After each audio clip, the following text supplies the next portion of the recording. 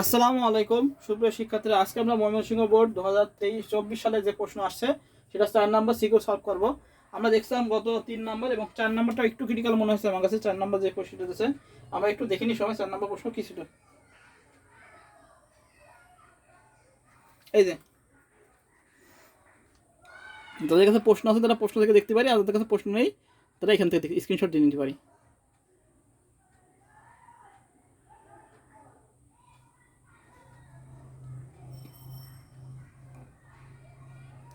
এটা হলো আমাদের 4 নাম্বার প্রশ্ন।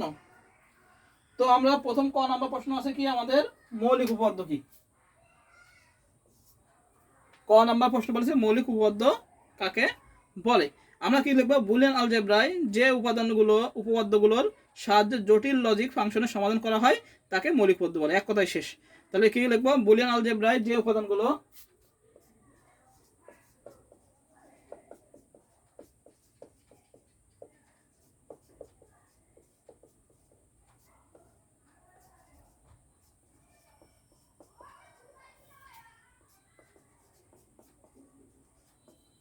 বুলিয়ান আলজেব্রায় যে উপাদানগুলোর সাহায্যে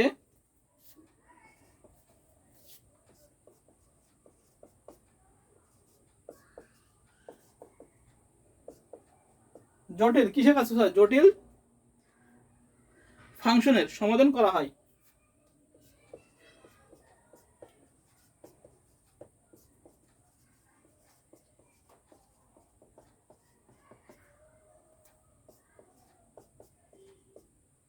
তাকে কি বলে, তাকে আমাদের মৌলিক উপপাদ্য বলে।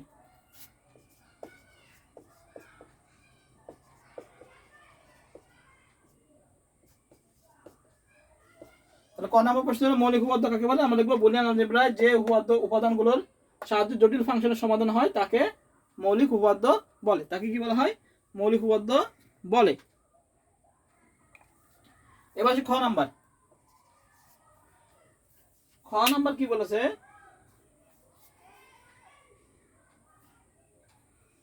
খ নাম্বার বলেছে বুলিয়ান চলক ও প্রোগ্রামিং চলক এক নয়। আচ্ছা, বুলিয়ান চলক এবং প্রোগ্রামিং চলক এক নয়, কারণ কি হলো, আমাদের বুলিয়ান চলকের মান নির্ধারিত, যেমন 0 অথবা 1 হতে পারে, কিন্তু আমাদের কি বলে, আমাদের হলো প্রোগ্রামিং যে চলক সেটা কি, প্রোগ্রামিং চলক হলো নির্ধারিত না। যেমন বুলিয়ান চলক আমি ধরি, বুঝাই দিই যে বুলিয়ান চলক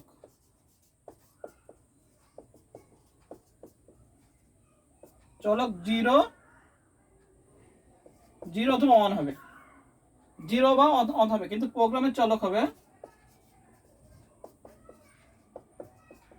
চলক হতে পারে এ বি সি ডি, মানে অন্যরকম হতে পারে, মানে যে কোনো কিছু সংখ্যা হতে পারে, কিন্তু বুলিয়ান যে চলকটা হবে 0 অথবা 1 হবে। বোঝা গেছে? এই জন্য বুলিয়ান চলক এবং প্রোগ্রামিং চলক এক নয়। হ্যাঁ, বুলিয়ান চলক নির্ধারিত মান 0 আর 1, এর বাইরে যাবে না, আর প্রোগ্রামের চলক এ বি সি ডি যে কোনো কিছু হতে পারে।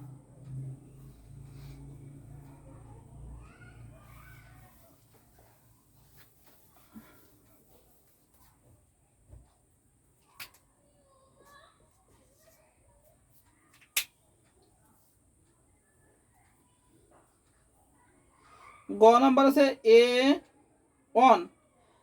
অন দিয়ে নির্ধারিত ডিভাইসটি নর গেটের মধ্যে বাস্তবায়ন করো।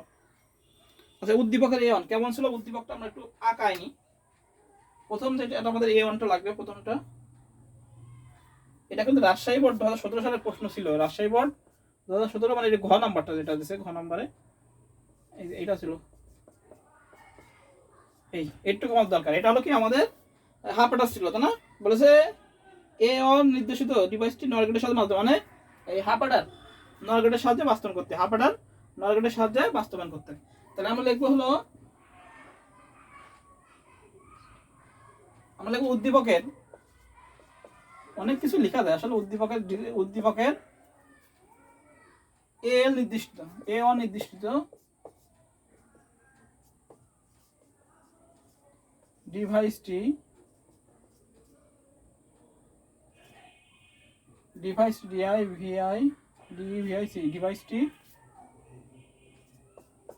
হলো হাফ অ্যাডার।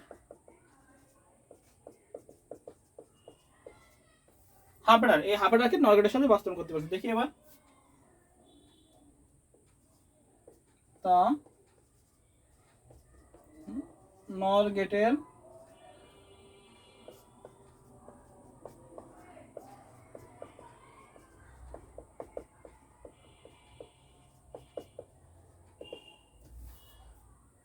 A1 ডিভাইসটি কি আমাদের ডিভাইসটি হলো হাফ অ্যাডার, তা কি নর গেটের সাহায্যে বাস্তবায়ন করা হলো। তা আমরা লেখা শুরু করি নর গেটের সাহায্যে বাস্তবায়ন। আগে হাফ অ্যাডার আমরা সূত্র শ্রেণী করি।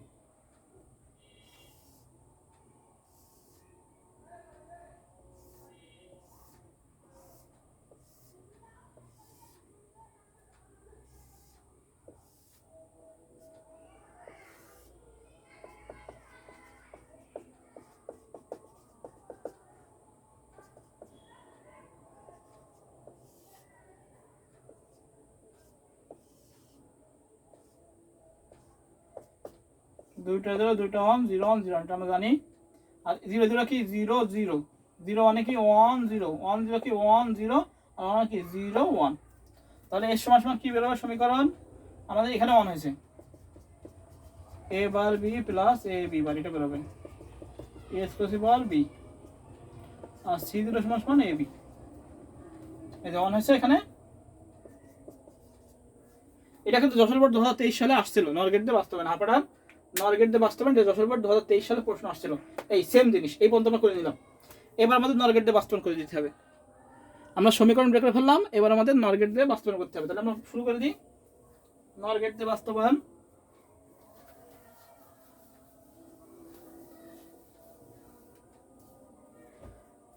এর সমান সমান আমাদের বের হয়েছিল,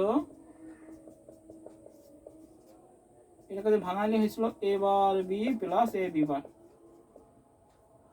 যেহেতু নর গেট যৌক্তিক গুণকে যৌক্তিক যোগে পরিবর্তন করতে হবে।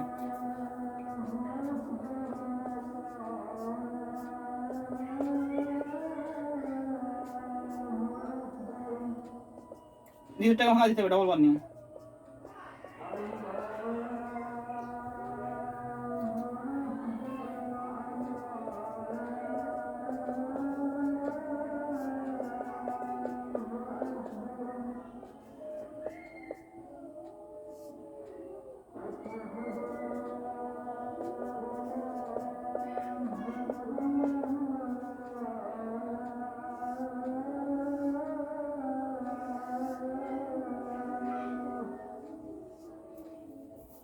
শেষ, এটাই। ডবল ভেঙে উঠে গেল, ডবল ভেঙে উঠে গেল, বার আছে এই জন্য কি নেবে 7 রাখা যাবে না, এই জন্য আমরা কি নেবো ডবল বার নিয়ে নেবো। শেষ। এবার সি জাস্ট এরপর আমরা ডবল বার নেবো, নিচেরটাকে ভেঙে দেবো। তাহলে a বার প্লাস b বার বার। শেষ। এবার চিত্র আঁকালে আমাদের শেষ।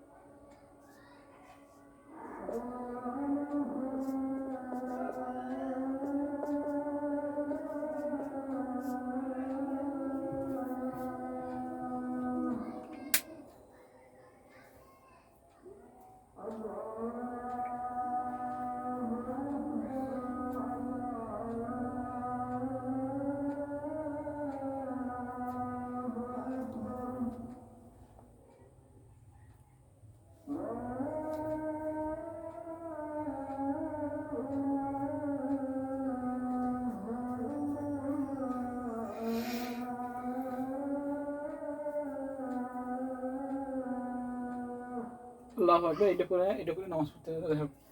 বলছে উদ্দীপকের A1 নির্দেশিত ডিভাইসটি হলো হাফ অ্যাডার এবং নর গেটের সাথে বাস্তবায়ন করা হলো। এটাকে আমরা হাফ অ্যাডার সমীকরণ বের করে ফেলেছি। এস এর নিয়ম জানি আমরা, নর গেটের নিয়ম কি জানি, আলাদা করে ডবল বান দিলাম, এটা আলাদা করে ডবল বান দিলাম, নিচের বারটাকে ভেঙে দিলাম, মাথা টাক রাখা যাবে না, এই জন্য ডবল বান নিয়ে দিলাম, শেষ। এটাও তাই, এ বির উপর ডবল বান দিলাম, নিচের বারটাকে ভেঙে দিয়ে যৌক্তিক গুণকে যৌক্তিক যোগ রূপান্তর করলাম। এবার কি করলাম, চিত্র আঁকা দিলাম, এই চিত্র, আর এটা মানে একটা বার, আর এটা মানে এস সমান সমান মানে এটা হলো এইটা। এবার নিচেরটা কি করলাম, এবার বিবার, তাহলে এ বার থেকে নিলাম, বি বার থেকে নিলাম, এই হলো আমাদের নর গেটের বাস্তবায়ন, শেষ। গ নাম্বার। এবার ঘ নাম্বারটা জটিল দিয়েছে। ঘ নাম্বারটা কি করেছে, এটা হলো রাজশাহী বোর্ডে আছে একটা বোর্ডে, কোন বোর্ডে যেন আছে আমি করা দিয়েছিলাম। বলেছে এ13 এবং 15 দুটি যোগ করতে উদ্দীপকের ডিভাইসটি সক্ষমতা বিশ্লেষণপূর্বক প্রয়োজনীয় ডিভাইসটি অঙ্কন করে যোগ ক্রিয়া দেখাও। বাবা, এবার বলেছে ডিভাইসটি চিত্র করে অঙ্কন ক্রিয়া করে দেখাতে হবে, বিশাল বড় একটা অঙ্ক দিয়েছে। এখন এই যে উপরে যেটা আছে A1 A2 A3, এইটা কিন্তু সক্ষমতা নেই, কারণ এটা দিচ্ছে 3টা বিটের, কিন্তু এখানে কয়টা বিটের হবে, 4টা বিট, 15 আছে, 15 এগুলো 4 বিটে চলে গেছে। তাহলে এটা কি উপরেরটা দিয়ে হবে না, আমাদের নতুন করে কি তৈরি করতে হবে। তাহলে আমরা লিখবো উদ্দীপকের ডিভাইসটি কি 3 বিট প্যারালাল। ঘ নাম্বার করে দিতে হবে, এটা অনেক বড়।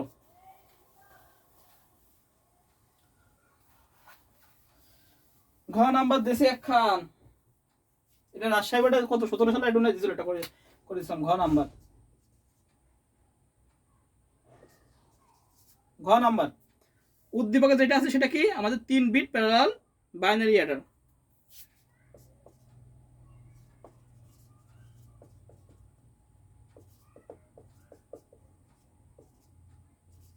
সংক্ষেপে যতটুকু লেখা যায় আমি লিখে দিচ্ছি, আর বাকিটুকু তোমরা লিখে নিবা।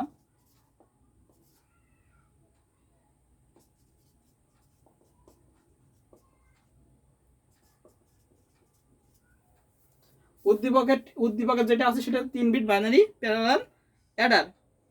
এটিতে কয় বিট যোগ করা যায়, 3 বিট যোগ করা যায়। এটা দ্বারা 3 বিট, এটি দ্বারা 3 বিট, 3টা আছে 3 বিট যোগ করা যায়।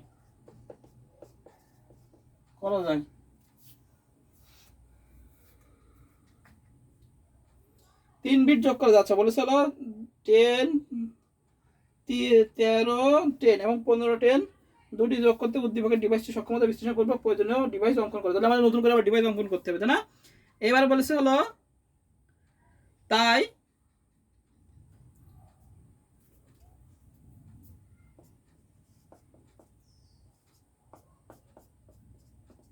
13 ভাঙে না কত, 1 2 4 8 8 4 12 1 13 হচ্ছে 1 1 0 1 আর হচ্ছে 15 10।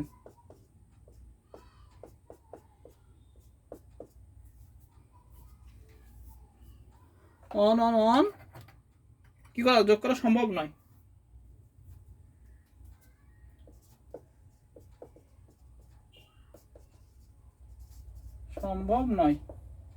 এবার কি 4 বিটের মিটার রাখতে হবে, মানে 4 বিটের আবার রাখতে হবে। হ্যাঁ,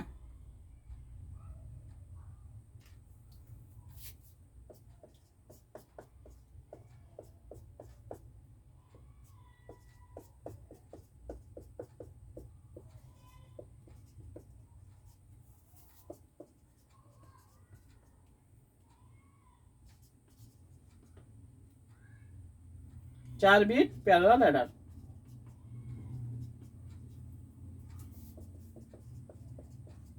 4 বিটের প্যারালাল অ্যাডার প্রয়োজন হবে। তো আমরা প্রক্রিয়াটি করি, যেমন প্রক্রিয়াটি আমরা করতে পারি, আমরা করে নিই প্রক্রিয়াটি, যেমন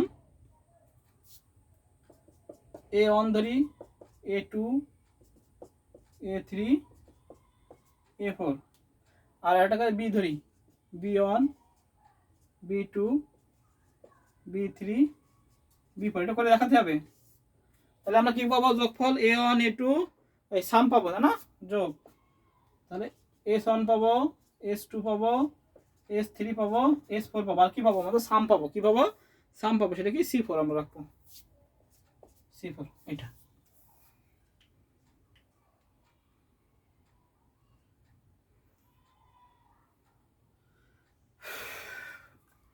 এই আঁকা বিশাল একটা ঝামেলার জিনিস দিচ্ছে, এই ঝামেলা ছেলে ফেলে করেছে কি করে। হ্যাঁ, এ তো আমারই ঝামেলা লাগতেছে, ছেলে ফেলে তো তাহলে প্রথম সংখ্যা হলো যে বিটটা ছিল এটা, প্রথম সংখ্যা ছিল 13, তাহলে 13 10, তাহলে 13।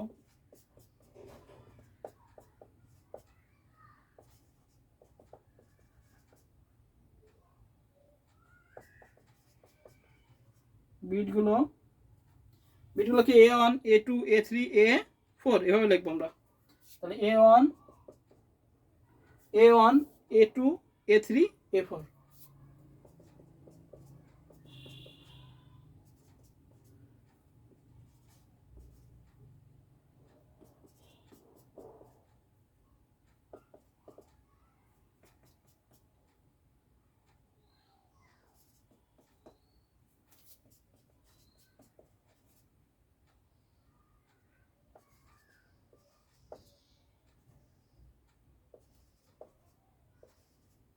অসহ্য একটা অঙ্ক হয়েছে B4। এবার কি, এবার আঁকতে হবে আমাদের সেই এটা আঁকাটা। তো একটুকু আমরা তুলে নিই আগে, এবার আমরা এঁকে বুঝাবো। তাহলে আমরা কি করলাম, এই 13টাকে ধরলাম A1 A2 A3 A4, আর 15টাকে ধরলাম B2 B3 B1 B2 3 B4। এই পর্যন্ত আমরা লিখে নিই। উদ্দীপকে 3 বিট ছিল, সেটা তো সম্ভব না, উদ্দীপকে 3টা বিট ছিল, তাই আমাদের নতুন করে আবার 4 বিট করতে হবে। হ্যাঁ, আমরা এই পর্যন্ত লিখে নিলাম যে 13টাকে আমরা A ধরলাম এবং 15টাকে আমরা B ধরলাম। এবার চিত্র আঁকতে হবে। নেক্সট, এবার নেক্সট চিত্র আমরা কিভাবে করব, যেটাকে ধরলাম, ধরার পরে প্রক্রিয়া কিভাবে করব আমরা সেটা লিখে দেবো। প্রক্রিয়াটা কি হবে, এই যে এটা হলো হাফ এডার, এইচ দিয়ে যাবে, এস বের হবে, এস। তাহলে আমরা কি কি ইনপুট দেবো, আমরা দেবো A1 B2, এই A1 B1, এখানে বেরোবে এস সাম, এস অন বেরোবে এবং ক্যারি যাবে, ক্যারি, এবং যাবে সি অন। এবার হবে ফুল অর্ডার সব,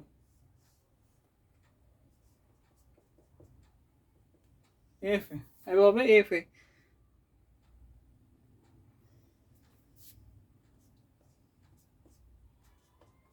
A2 B2 S2, এটা যাবে C2। কি যে জ্বালার অঙ্ক এটা।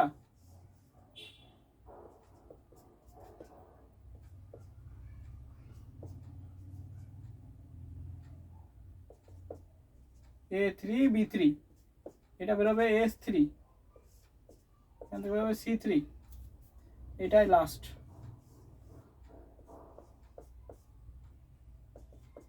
A4 B4, ময়মনসিংহ বোর্ড খেয়ে আর পাস পানি। S4, এখান থেকে বেরোবে C4। বাইনারি যোগ যেটা করেছি না সেটাই, আর কিচ্ছু না। 13টা আমরা লিখে নিই, 13, এটা 13 আর 15 যে যোগ সেটা দিছে। তাহলে আমরা কিভাবে পাই, তাহলে আমরা যেটা পাই 1 1 0 1 2 যোগ 1 1 1 2, এটাতে কিভাবে পাই এবার তাহলে আমরা করি। তাহলে প্রথমে শুরু করি, এই সে, তাহলে A1 B1, তার মানে A1 আর B1, তাহলে হচ্ছে 1 1, এখান থেকে বেরোয় আসবে সেটা কি 1 আর 1 কি আমরা জানি 0 হাতে 1, তাই না, 1 আর 1 0 হাতে 1, তাহলে হলো 0 গেল, এখান থেকে কি বেরোলো, এই 1 বেরোলো।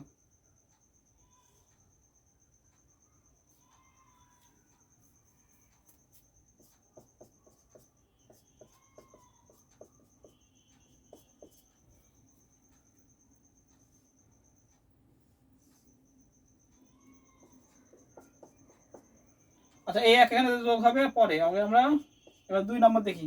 2 নম্বর 0 আর 1, 0 1 ইনপুট 1। আচ্ছা, 1 আর 1 কি আবার 0 হাতে আবার চলে যাবে 1,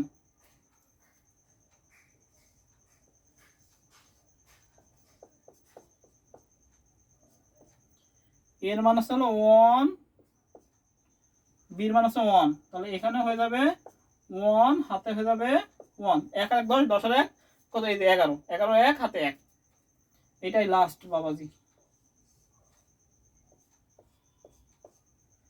অনেক সময় লাগে করতে, ছেলে পেলের অনেক কষ্ট হয়েছে।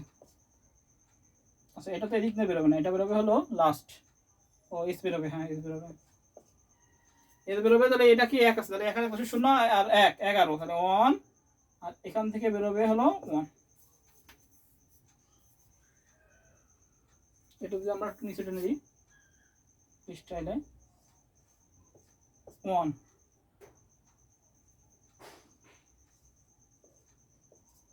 0, তাহলে আমরা লিখবো অতএব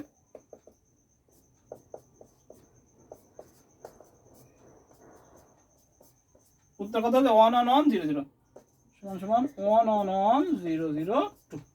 এইটাই আনসার। এইটাকে করে দেখাতে যে আমাদের এত কিছু, এত ছবি টবি এঁকে মেকে এই করা লাগলো। হ্যাঁ এটাও ফুলাটা হবে এই।